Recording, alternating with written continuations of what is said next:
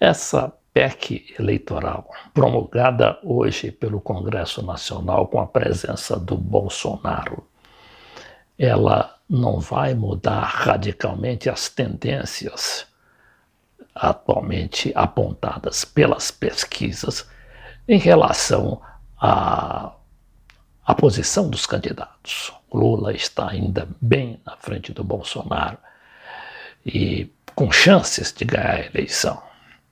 Mas tudo indica que essa PEC, trazendo benefícios diretos, sobretudo com a diminuição do preço da gasolina e aqueles auxílios para caminhoneiros, taxistas, etc., ela vai, além de esvaziar um conflito social que seria benéfico para a oposição, ela vai exigir uma mobilização muito grande por parte do Lula e do PT e seus aliados para se manter à tona.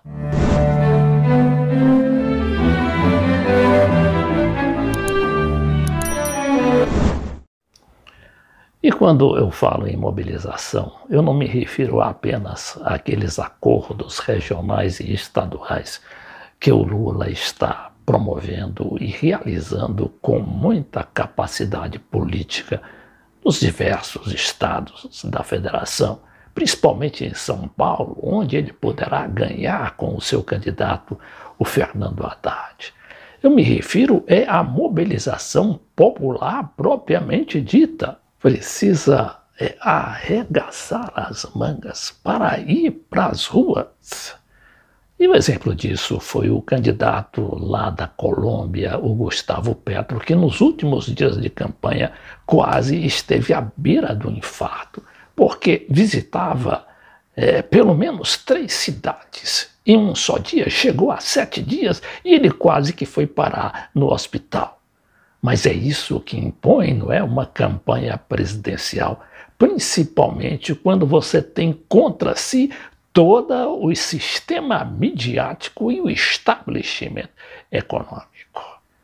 O Lula também não pode se enganar e não se iludir com essa oposição que a Globo diz fazer contra o Bolsonaro.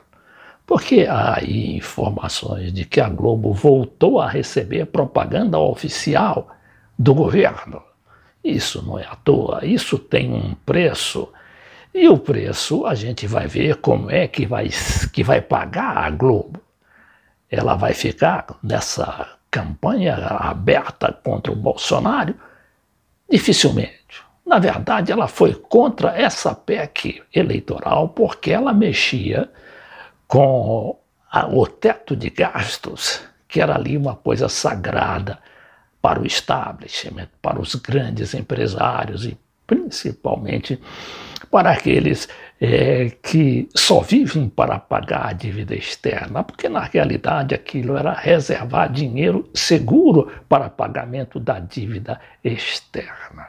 Então, Lula, esqueça a grande mídia. Vejamos aqui, eu peguei justamente uma manchete do Globo de hoje, né, o site do Globo, dizendo que Bolsonaro sobe no palanque do Congresso e tenta atrair a simpatia de mulheres e nordestinos. Isso foi no discurso que o Bolsonaro fez lá no Congresso, junto aos parlamentares, naquela festa de promulgação, que não estava inclusive prevista, por parte do Congresso, da PEC eleitoral. Aí o Globo diz assim, a aposta dele, né, do Bolsonaro, foi feita e todos o ajudaram. Presidentes da Câmara e do Senado e o mais constrangedor, a oposição. Tentar atrair as mulheres e o apoio dos nordestinos não vai ser coisa fácil também para o Bolsonaro.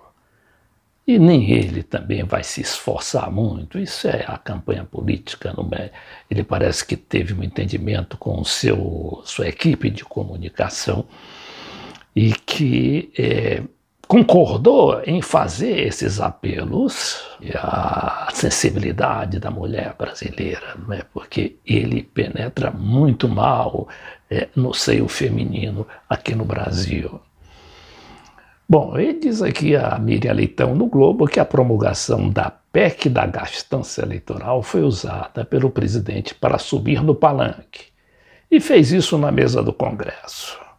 Claro, aquilo ali é um palanque, não é, que foi mais midiático do que propriamente uma coisa popular. A gente sabe que o Congresso tem as suas repercussões limitadas, a não ser ali entre os políticos, onde o Bolsonaro já domina.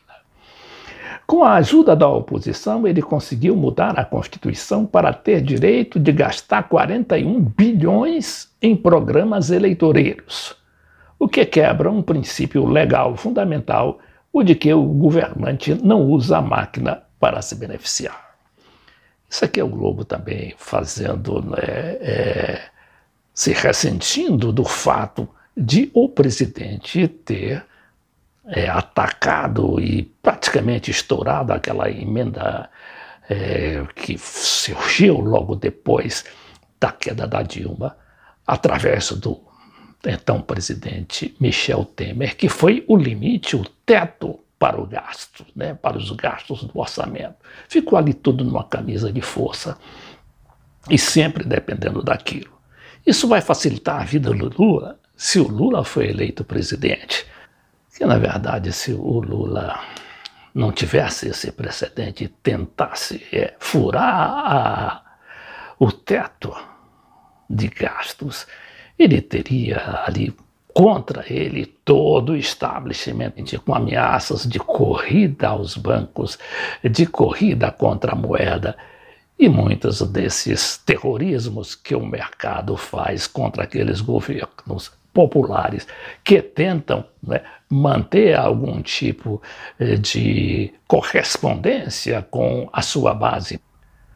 Muitos petistas confundiram a posição da Globo como uma posição pró-Lula, mas na verdade é um pouco diferente, porque a Globo visa os seus interesses, que são interesses corporativos e principalmente interesses internacionais, que inclusive sustentam financeiramente aquela empresa. Então diz aqui um material do UOL, né, que é uma agência da Folha de São Paulo, fala sobre uma pesquisadora que fez um trabalho acadêmico e concluiu que o Jornal Nacional é um ator político e cita narrativa anti-PT em 2015. O que aconteceu em 2015 foi justamente o início da queda da Dilma Rousseff.